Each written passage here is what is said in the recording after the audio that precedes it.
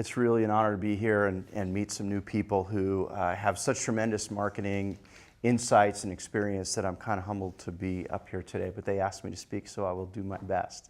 I am going to talk about influencing influencers from a little bit of a different perspective because my professional experience has been building personal brands for people that are influential. And I'm so old and I've been doing it so long that the ground has shifted dramatically since I first started. When I first started, I was working for professional athletes exclusively and actually had the honor of meeting Amy Jo at an early point in both of our careers. You're, by the way, being very humble because it wasn't that long ago. People did not know what Facebook and Twitter was all about, and Instagram wasn't even on anybody's radar at all. The NBA is a league that is well known for being one of the true innovators in professional sports and social media, and Amy Jo Martin was, in my opinion, the first innovator in the NBA, and she brought the Phoenix Suns onto the map, a small market team, but they smoked everybody in the league in terms of their embrace of this new way to communicate directly with their fans. So it's nice to see you again, Amy, and I'm happy and humbled to be here a part of this. So my work has been working with influencers, and actually at the time I should mention, because I talk about MVP brands, my client, I worked for a sports agency, my client on the Phoenix Suns was Steve Nash. So Steve was an MVP at that time. He was a member of the Phoenix Suns, and we got to work together, and I think we're still both sick that they never won the championship. They got robbed, but that's another story.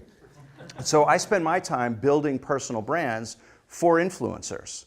But before I get into that a little further, I just want to make this relevant to you and be of service to you because I think we live in a time where we are all personal brands. And I don't mean that in the commercial sense, in the shallow sense, like brand is something that's inauthentic. I mean, as we're talking about today, that we all have a story to tell and we've all been influenced by others and we are all influential on other people. And so as I get into a little bit later, I hope this is of value to you because I think especially as business professionals, there are things that I've learned along the way that I have found other people in my life can apply to their own lives. So we're all brands, one way or another. And I'll argue in a moment that we all have to be authentic brands, that we live in a time where authenticity is the #1 rule that we have to follow. But hopefully what I bring to you today will be of some value to you in your daily life. It does not matter where you are in the rung of your professional world. You're influential upon some people, and your brand, whether it's in the face of your bosses, the people that are your customers, whoever you're integrating with on a day-to-day basis, you're representing a brand whether you know it or not. So hopefully we can provide some value today. And when I mean by brand, what is a brand? Again, not the commercial sense, it's in an emotional sense. And I list a couple of brands here that immediately evoke some kind of reaction from all of us. For me, it's a positive reaction. For others, it's a different story. But to me, a brand is not what the brand wants to be, but it's really what is that instant reaction that we get the moment we see the logo or hear the brand's name. And some of my favorite brands, this is a new one that's emerging on both coasts, Blue Bottle Coffee, out of nowhere. Starbucks owned the space. This is a brand that decided to do it a little bit differently. They're super authentic. The experience is great whenever store you go into, and I love them. I drive a Mini Cooper. Now, the interesting thing about each of these brands is I'm passionate about them right now, but I might switch loyalty down the road. I love Mini Cooper. I'm really proud to own one. But who's to say that Fiat might win me over someday or Audi might win me over someday? So the issue that most, I think, marketers focus on, and this is our goal as marketers, is to build brand loyalty. And we're not super loyal to consumer brands. We might like Audi or we might like Mini Cooper or we might like, Casio G-Shock watches, but we might switch from time to time. This is a brand that I am loyal to the death. I think in the world of sports and entertainment, we have a deeper loyalty than we do to consumer brands. They really define us as who we are as people. My 13-year-old son knows if he wants to be in the will, he has to be a Steeler fan. It's very simple. And he has followed the rule. He's a smart kid and he's safe. So we're a Steeler household, and that's a lifelong connection, emotional connection. And whether it's sports or music, I think we all have some kind of brand loyalty to some brand that we will take with us to our grave and pass on to other generations. In our house, it's the Steelers, it's the Beatles. There's a few brands that we're really emotional and passionate about.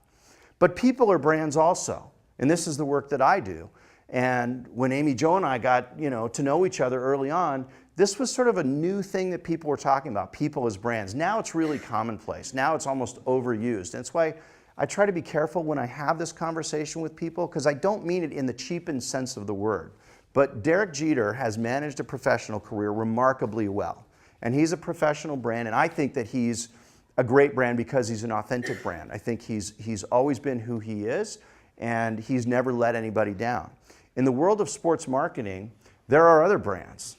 And we are living through a time, it's fascinating for me. I stumbled on this career of managing personalities, athletes, and being their brand manager. And during the tenure of my career, we've seen falls from grace. Mount Olympus has come crumbling down. Lance Armstrong, Tiger Woods, these were the gods at the head of the table in terms of sports marketing. And brands flocked to them to associate with them because they felt that that halo effect of being associated with Tiger Woods or Lance Armstrong would help raise awareness, create emotional connection that people don't typically have with consumer brands. And when they got into the messes that they got into, the brands that were associated with them ran for the hills. And we're seeing some of that right now in the NFL. The 800-pound gorilla that in the sports world people said was untouchable. And sometimes when you are the king of the mountain, you can get a little bit too big for your britches and not see some of your blind spots until they come and really bite you. So what I did here is I put together, and this is, I'm going to go through this quick because it's not an academic talk. It's more, I want you to take something emotional, inspiring away from this. But this is how we approach personal brands. And most of this approach comes from interactions I've had with people that do consumer brand marketing. I just decided to apply some of those principles to people. So the first thing that we do in the process, and I suggest this to you as well, is define the brand. What does it really stand for? What's the essence of the brand? What are the brand values? What does it stand for? What do they care about? We're at a conversation earlier today with the people from Zappos. There are very obvious, apparent, right front and center brand values that people at that company are expected to understand. That's authentic. What are the brand pillars? What are the key elements that you want people to think of when they see that brand? What does Apple want me to think of? Do they want me to think of computers? No, they want me to think of inspiration and creativity, right? So every brand has brand pillars. And then we talk about fan segmentation. Who are we trying to reach? No one influences everybody, right? And if you just focus on who your niche is, however big or small that is, worry about those people and think about your sort of base of influence as concentric circles. The bullseye are the people that are going to love you through thick and thin, whether it's your family, if you're, as individuals in our personal lives, or as public brands, it might be the core fans that buy jerseys or vote for all-star games or attend every game, argue on the playground that you're the best player in the world. That fan segmentation, identifying like who cares the most, who should I be worried about the most, who do I need to communicate with, is a big part of the process. Then we decide, we need to create a halo message. Again, what is that trigger that people think of as soon as they think of this person's brand? And I'll show you some examples in a moment.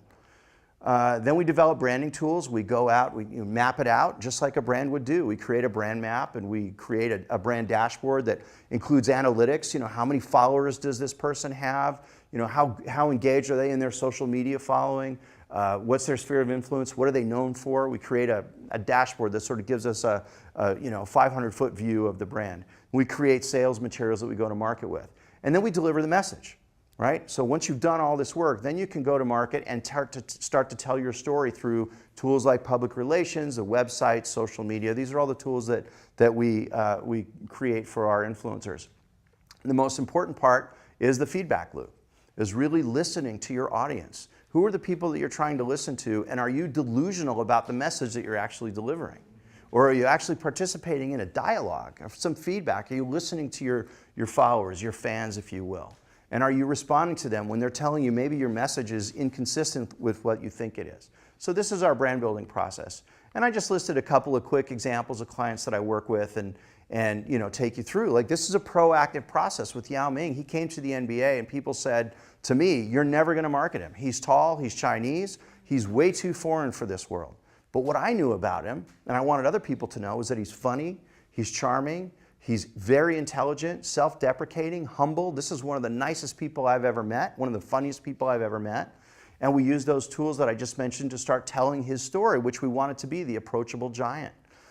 Next example very quickly is Terry Hatcher, who you may know from Desperate Housewives. She's a recent client, hasn't worked in a long time, and came to me and said, I don't know what to do. I still want to be relevant. My show's been canceled. And I said, what's your story? What are you up to? She's turning 50 years old in December.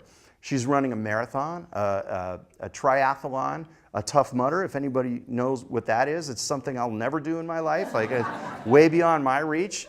And she's a mom with a kid that's getting ready to go to college. Like, there's a lot about her emotional story. And I said, why don't we call it, let's say 50 is the new 40. That's your halo message. And she said, Bill, 50 is not the new 40. Things are happening in my body that I don't want to tell you about, but they weren't happening at 40. Menopause was not in my vocabulary 10 years ago. And I said, well, how about 50 is the new 44? So that's how we're positioning her. It's a very authentic story that I think is resonating with people that she wants to influence.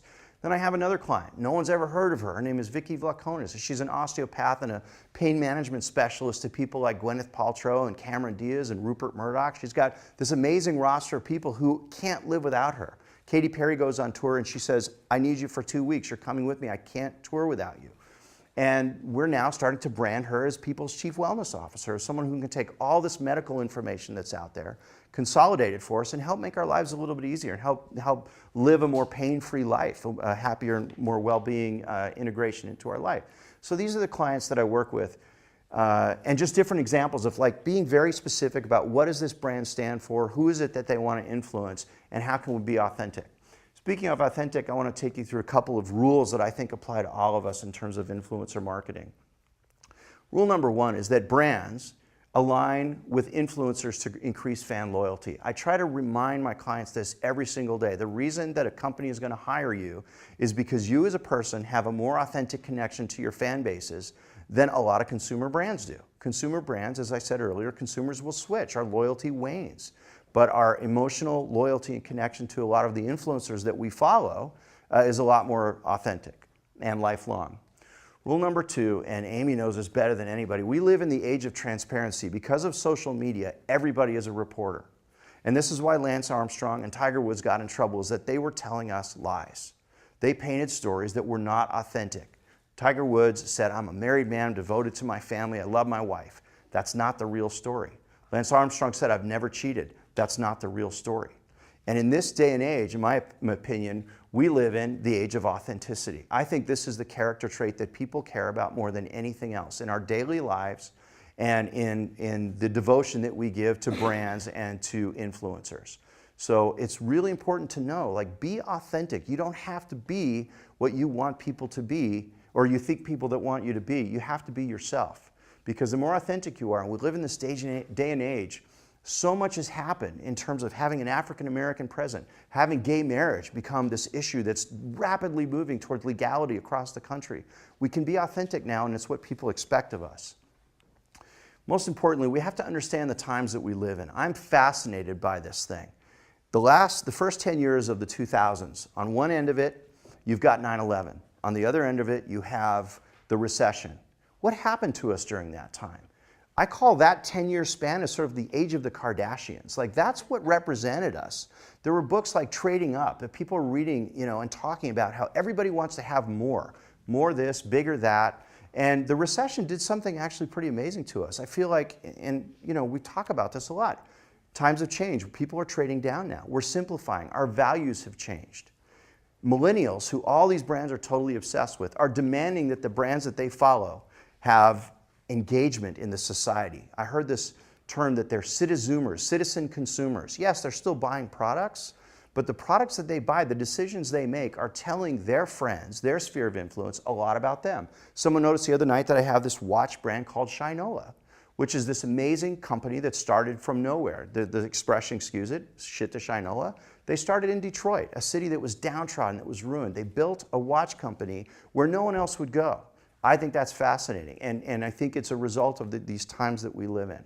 So I know I have to wrap up, but my final thoughts, my final advice to you as your own personal brand managers is to know your mission, understand what you stand for, be authentic for it. Everything that you do, decisions that you make professionally and personally, hold it up against that filter of what you stand for as a person, as a brand. Understand your audience. Who is it that you're trying to influence?